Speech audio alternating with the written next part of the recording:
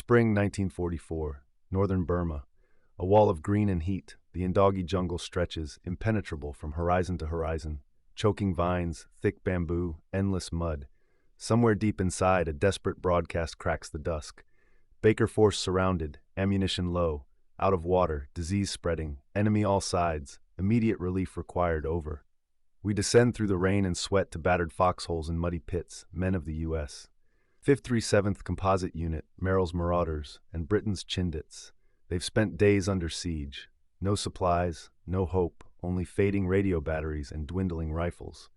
Among them, Major Bill Harvey checks the perimeter, offering a rasping word to exhausted riflemen. We'll hold. No one's coming, so we stand until we can't. Dysentery and malaria stalk the lines as surely as Japanese patrols. Nights offer no rest. Artillery blooms in the mist, and every shadow might be an infiltrator's blade. Medics ration morphine. Water comes from stinking streams filled with leeches. Every scratch risks infection. Inside the command tent, the last British signalman cradles his set, whispering for a miracle. Headquarters, miles away, debates the impossible. Drop supplies by air. Jungle canopy too thick. March the survivors out. Roads are crawling with Japanese. Send a breakout force. Too late, too far. A colonel stares at a map smeared with blood and sweat and turns to the only idea left. What about the jeeps? Take them in, find a path, bring our boys home, or die trying. Context. What had led here? The 1944 Burma campaign, an epic of attrition, improvisation, and confusion. The Japanese, tenacious in jungle fighting, have cut Allied supply lines and surrounded small units clutching remote outposts. Merrill's Marauders, ragged, fearless, and spent, have fought through months of hell. The Chindits, veterans of long-range penetration, are ghosts in the jungle, moving quietly, always on the edge of exhaustion. But this time, the enemy sweeps in from all sides. There is no escape, unless someone can break through the jungle wall. Building the convoy and the stakes. At an airstrip hacked from the forest, British engineers and American mechanics slam coffee and curse the rain as they strip down 30 battered jeeps, stripping off anything not absolutely necessary, lashing extra jerry cans and ration crates onto fenders, bolting 30 caliber Browning machine guns to roll bars. Drivers, men picked for grit, not for caution. Veterans of Rangoon convoys, jungle wheelmen who've seen more mud than macadam. In the pouring rain, Colonel Mike Calvert, Chindit commander, and a liaison from Merrill's Marauders lay it out. Every jeep gets 2 men, a driver and a gunner. Third soldier, medic or engineer, rides atop the gear, always scanning jungle flanks. Radios, unreliable at best, can be used only sparingly. Movement by night, headlights off, hand signals, convoy spaced for danger, but close enough to respond if hit. If a jeep cannot move, abandon or destroy. Survival first. Soldiers eat in silence as scouts try to mark a trail with machetes under pouring rain. By first light, the line of jeeps waits, wreathed in morning mist and tension. A young marauder, his hands shaking, mutters to his buddy, "It's suicide." The other grins through cracked lips. Better than dying of thirst. The setting of hope. The start of the ghost run. The first engines cough to life as sunlight bleeds through green canopy. Each jeep's hood is graffitied. Ghost 1, Lucky 7, Mud Mule. Names more for hope than bravado. Major Harvey shakes hands with every driver, whispering the only order that matters. If you see a man down, you stop. We leave no one behind. Go like hell. A Chindit signals the column forward with a wave of a battered bush hat. 30 jeeps roll into the teeth of the jungle, alive with insects, chattering monkeys, and distant gunfire. In the command tent behind, the radio crackles once, then goes dead. Nothing but the wheels, the courage of desperate men, and a promise to save the battalion. Night journey, the convoy begins. Engines rattle. Rain stings faces and rifles. 30 jeeps spread in a loose snake through vine-choked trails. Headlights dead, only flashlights cupped to signal all clear. Mud sucks at tires, axles moan. Every 100 meters a driver stops to hack at fallen branches. The sounds of jungle warfare are everywhere. Chattering monkeys, distant explosions, thunder rolling above treetops. Inside each jeep, tension runs high. Drivers clamp jaws, sweat pouring down. Gunners sweep arcs with Brownings, cloth draped to keep barrels dry. Medics huddle over casualties, checking pulses by flashlight, whispering encouragement. Chindit scouts range left and right, machetes flashing, eyes keen for tiger tracks, enemy tripwires, or fresh drag marks from Japanese patrols. First contact. The enemy strikes. A sudden crack from the left flank. Japanese machine guns blaze, tracers shredding banana leaves. Driver in the lead Jeep screams. His left arm shredded, Jeep skids sideways into a ditch. The convoy responds like a fist. Gunners snap off suppressive fire, Brownings roar, Tommy guns spit in panic. Men leap from vehicles, drag wounded clear of splattered mud and shattered glass. A Chindit with a flamethrower burns a fallen tree, clearing a choke point and sending Japanese snipers running. The wounded are loaded onto running boards. Jeeps bunch up, mud flying as the convoy lurches forward. A hand signal, fists pounding on jeeps, means go, don't stop. They surge forward, the forest echoing with gunfire and shouts in English, Burmese, and Japanese. The terrain, fighting mud, water, and jungle. The convoy carves through hell. Mud holes swallow tires up to the axles. Half the men are forced to run alongside, pushing the jeeps every time the engines choke. Jungle rivers, swollen with rain, cut promised tracks in two. Drivers accelerate, splash into water, gunners covering with bursts that ricochet off slick rocks. Marauders and Chindits lose boots and shaving kits to mud and river crossings. One jeep, blown by a mine, is shoved to the side as survivors pile into others. Some jeeps break down. Mechanics, mud up to waists, repair axle joints with crude bushings made from ration tins and parachute cord. Rain returns, blinding. Radios fail, except for one battered set that comes alive long enough to confirm a turn in the road. We're halfway. Hold fast. Endurance, the men grow thin. Cholera and dysentery weaken even the strongest. The convoy doctor moves seat to seat, giving injections, rationing quinine tablets, swabbing fevered brows. Men hallucinate jungle gods and ghostly patrols in the mist.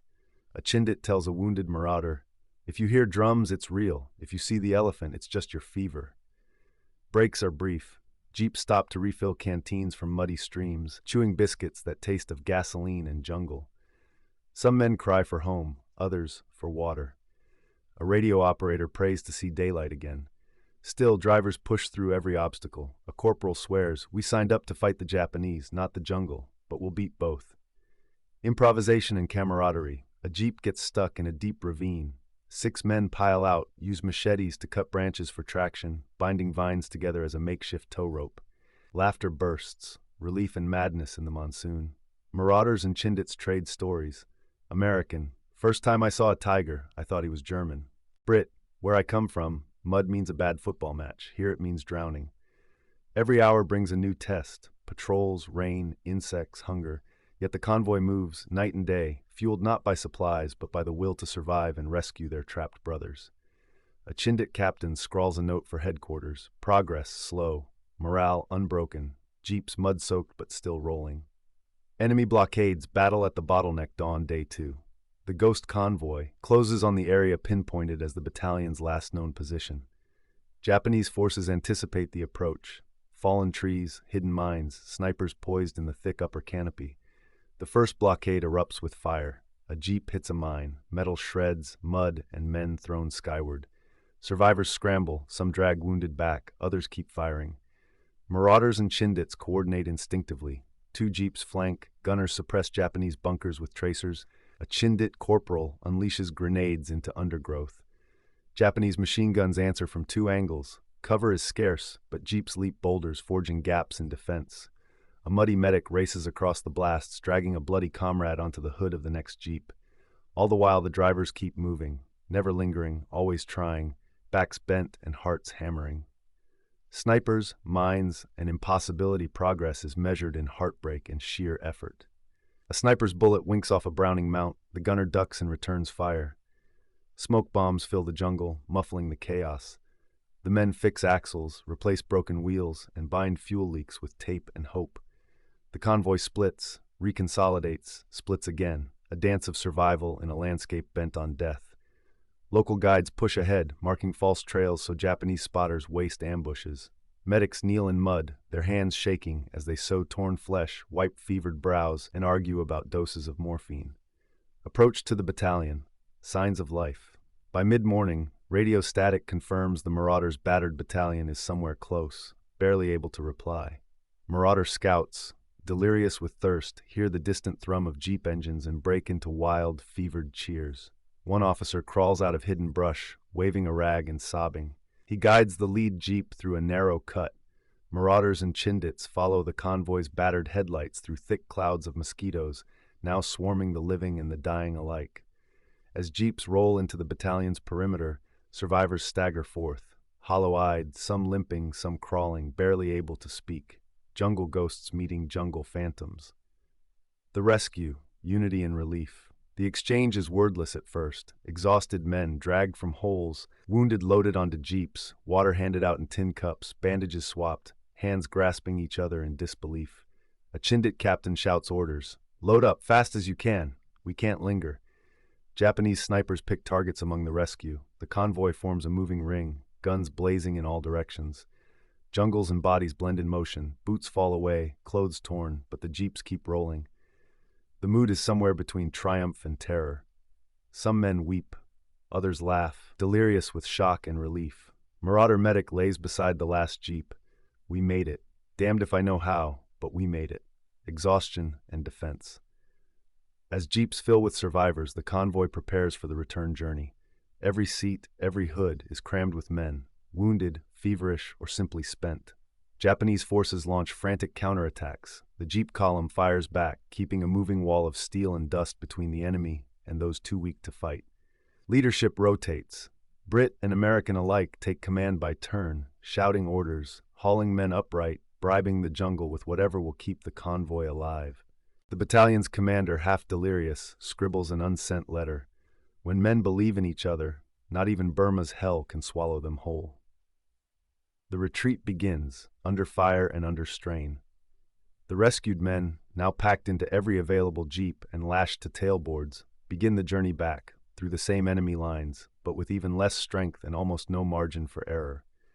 Rain returns, heavy and relentless. The convoy slogs through mud and fallen branches, visibility near zero. Drivers grip wheels with raw, blistered hands. Gunners fire at muzzle flashes, sometimes friend, sometimes foe, fogging barrels with steam. Japanese soldiers, stunned by the appearance of the convoy, mount desperate counterattacks. Ambushes flare on both flanks, grenades tossed into tire wells, bullets splattering on hoods, frantic shouts piercing monsoon walls. Chindit scouts leap from moving vehicles into thick underbrush, flanking, drawing fire, laying down covering bursts from behind fallen logs. The rescued battalion fights from flatbed seats, rifles on knees, propped up by sheer necessity and pain. One marauder, bandaged from neck to knee, uses a captured Japanese pistol, half laughing through fever. Endurance tested. Hold the line. Night falls and the storm intensifies. Mud holes deepen. Jeeps risk getting stuck for good.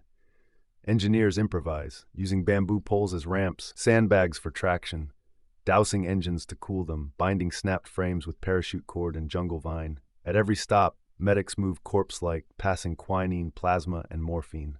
One driver, delirious with malaria, is replaced on the move by a Chindit with a broken ankle. Everyone fights to stay mobile, stay together. Morale lifts as the jeeps push through.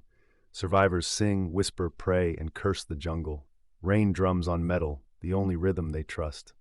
A British sergeant shouts, "Move it, move it, we're not dying here today."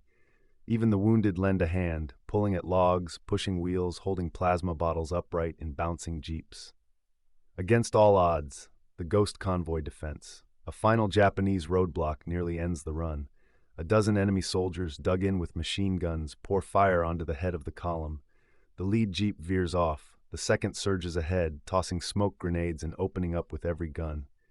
Marauders join in, firing flares and rifles in wild arcs, confusing both attackers and rear squads. A Chindit section launches a charge, bayonets fixed, roaring through the mud. They break the block after a brutal melee, clearing the way for the battered convoy. In the quiet that follows, the men patch wounds, lash broken jeeps behind the column, and count heads. Losses mount, but hope is stronger. 2 jeeps destroyed, 6 badly damaged but still running more. The column, reduced but unbroken, pushes forward once again. Teamwork and brotherhood, the spirit of survival. As dawn arrives on the 4th day, the convoy finds itself near Allied lines. Rations are almost gone, ammo barely sufficient, wounded men slumped in their seats, dreaming of clear water and safety. Chindits and Marauders share smiles and tears. Men who'd never known each other before the jungle now bound by survival. Commanders shake hands, promise reunion and remembrance. A marauder medic notes, a convoy isn't engines and wheels, it's men, grit, and the belief that we save each other or nobody. Small acts of kindness, water rationed, boots shared, a rain jacket passed back, surface in the stories told after. Some jeeps carry 3 times their normal load, shifting gears with brute strength and broken hope. The final push, return to base. When the ghost convoy limps into Allied camp, officers and medics rush out, shouting, laughing, some weeping with relief. Jeeps bleed mud, smoke, and blood. Survivors pile out, sinking to their knees, some praying, others simply lying in rain. Camp cooks pass out hot tea and biscuits. Doctors triage, order beds and supplies, some treating wounds with little more than boiled water and morphine. Colonel Calvert shakes every hand, his own voice raw. You did the impossible, boys. Never forget it. The Marauders Battalion logs a simple message. Convoy returned, rescued entire force. Cost 30 jeeps, more grit than we'll ever count. The legend has begun. Aftermath and healing, tending to the survivors. In the days following the rescue, the battered survivors of the convoy and the rescued battalion fill makeshift hospitals around the base.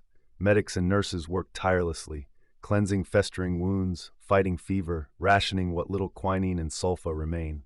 Men sleep for days at a time, haunted by dreams of mud, lightning, and the rattle of machine gun fire.